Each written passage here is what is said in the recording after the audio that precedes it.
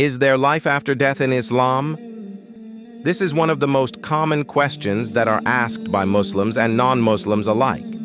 The answer to this question is very important because it affects how we live our lives here on earth. If there is life after death, then we need to be very careful with what we do, say, and believe while we're alive. And if there isn't, well, then it changes things a bit, doesn't it? So let's get into it. Hello, welcome to the Islamic journey. And in this video, I will discuss whether or not there are aliens in Islam. But before we begin, please remember to make this video beneficial by sharing it with others so that they can also learn about this topic. There is a great deal of debate surrounding the existence of extraterrestrial life, particularly intelligent life capable of communication and interaction with humans. While science fiction has long explored the possibility of aliens and the potential for interstellar travel and colonization, the question remains, does life really exist beyond our planet? In fact, when I was young, one of my school teachers used to tell us that if we were really alone in this universe, then we would be very, very lucky. Now, do you know why he used to say that? That's because if we're truly alone, then it means that the chances of Earth being created by mere chance are astronomically high. Therefore, if we were indeed alone in this vast universe, we would be incredibly fortunate. However, with billions upon billions of stars out there, it's hard to fathom that we are the only planet that supports life. The idea that we are alone in this vast universe seems highly improbable. In Islam, the belief in Allah as the creator and sustainer of the universe implies that the existence of other forms of life beyond Earth is a real possibility. The Qur'an itself mentions the creation of humans as an example of Allah's power and wisdom. The verse, "And humankind, we created them from an extract of clay," Qur'an 15:36. It refers to the creation of humans as a specific and deliberate act by Allah. This implies that Allah has the power and knowledge to create other forms of life as well.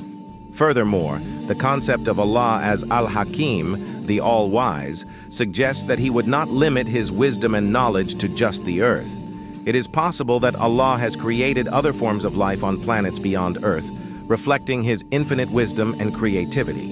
Now, this is where people often raise a very important point, which is why haven't we found any signs of alien life yet?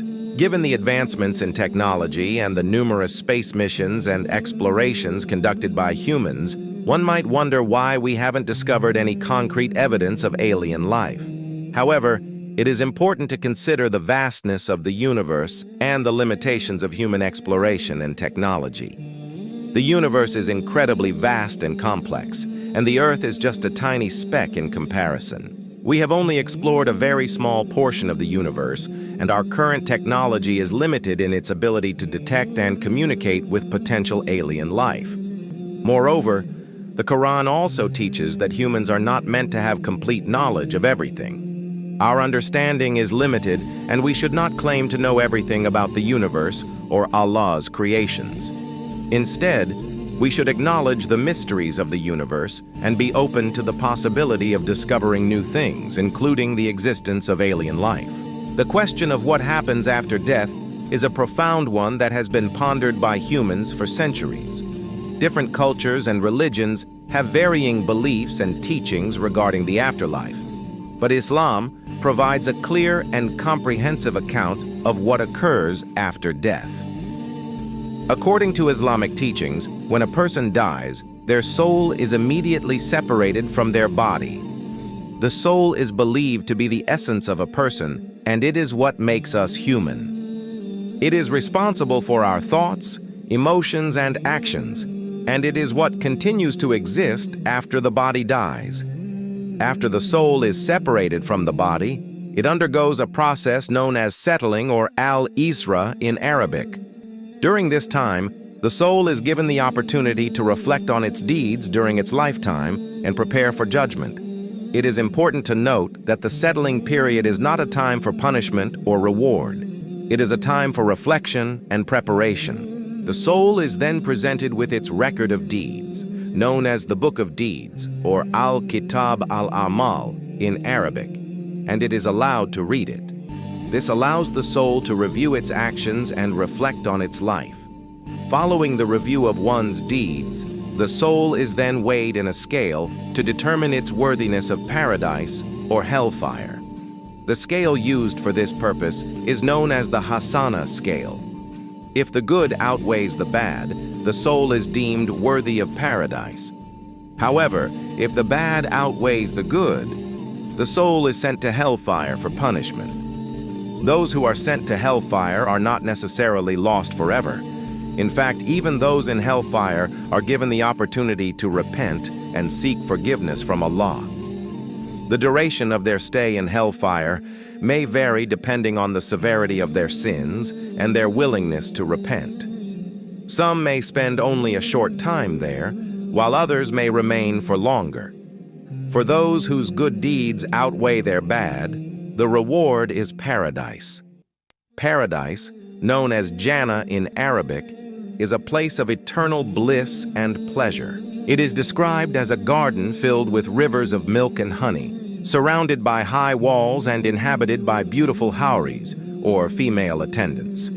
Those who enter paradise are granted all the desires of their hearts and are free from any pain or suffering. They will be reunited with their loved ones who have also entered paradise and will spend eternity in a state of perfect peace and happiness. So that is what happens after death according to Islamic teachings. It is a journey that begins with the separation of the soul from the body, followed by a period of settling, review of deeds, weighing of the soul, and ultimately the reward of paradise or hellfire. This journey is a reminder for Muslims to live their lives in accordance with the will of Allah and to strive to earn the pleasure of Allah by doing good deeds and avoiding sin. It is important to recognize the limitations of human understanding when it comes to matters of faith and spirituality. The concept of life after death is a deeply personal and subjective one, and individuals may hold different beliefs and interpretations. While Islam offers a clear and comprehensive account of what happens after death, it is ultimately up to each individual to accept or reject these teachings. For Muslims, the belief in an afterlife is a fundamental aspect of their faith and guides their actions and behavior in the world. They believe that their deeds will be judged by Allah and that they will be held accountable for their actions. This belief serves as a reminder for Muslims to live their lives in accordance with the will of Allah and to strive to earn the pleasure of Allah by doing good deeds and avoiding sin. At the same time, it is important to be respectful of other people's beliefs and to avoid imposing one's own beliefs on others. We should engage in open and honest discussions about our beliefs and be willing to listen to the perspectives of others. Ultimately, our beliefs are our own, and we should be free to choose what we believe without fear of persecution or judgment. In conclusion, the belief in life after death is a fundamental aspect of Islam and provides a clear and comprehensive account of what happens after death. The journey of the soul from the point of death until the entrance into paradise or hellfire is a significant part of Islamic teachings and serves as a reminder for Muslims to live their lives in accordance with the will of Allah. At the same time, we should respect the beliefs of others and engage in open discussions about our faith while avoiding the imposition of our beliefs on others. Remember that our beliefs are personal, and we should be free to choose what we believe without fear of persecution or judgment. Thank you for watching this video. Please like and share it with your friends and family. May Allah Almighty bless you all and grant us all understanding. Thank you.